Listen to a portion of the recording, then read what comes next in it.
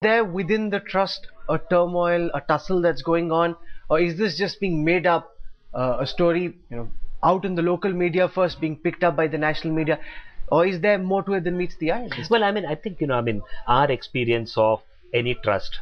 Trusts are a wonderful mechanism that a large section of powerful people in this country have found out.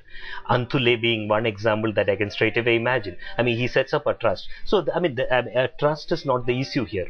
What does the trust document say in terms of a trust can be set up as much as it can be wound up.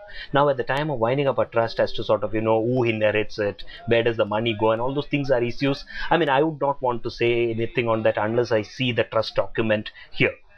Having said that, there is also some kind of secrecy, lack of transparency in all these trusts, and that is what sort of leads at every point of time to turmoils, issues raised, and all those things. Let's not sort of gloss over the fact that Sai Baba, as long as he was alive, was also a kind of an icon, and there was nobody in the trust or anything that who spoke against it.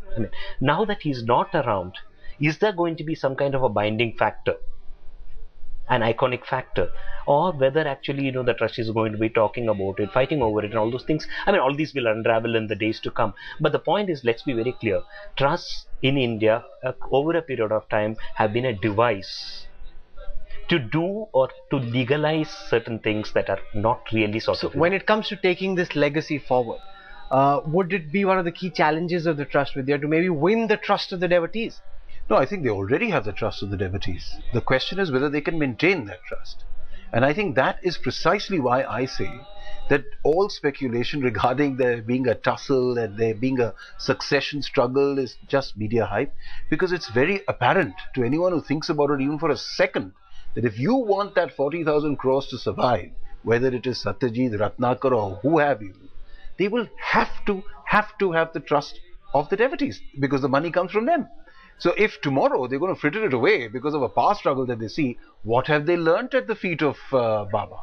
It would be a complete travesty of his entire life and his message. What I would like to say this though, we talk a lot about lack of transparency and secrecy and all that jazz. I think it's much simpler actually.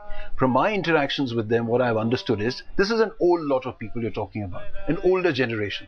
Much of them are in their 70s and 80s, not used to talking to the media, don't understand how all this technology works, and there is a conscious effort that Baba took of making a generational change in the organization, which is why today in the Delhi NCR chapter you have a young man who's taken over charge, Jatinder Chima.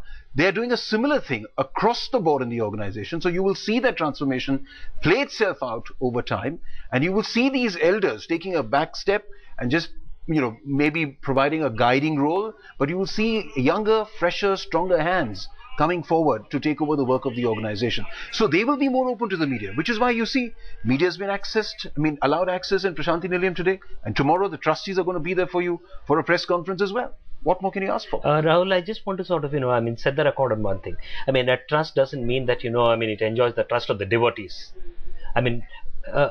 Funds into the trust gain tax exemption and all those things, and in a sense the trust is also very legal, essentially a legal body. So I think here the whole transparency is not a deal between the devotees who have contributed and the trust that is actually sort of running the organization. It is I think something in the domain of, let's say, public life.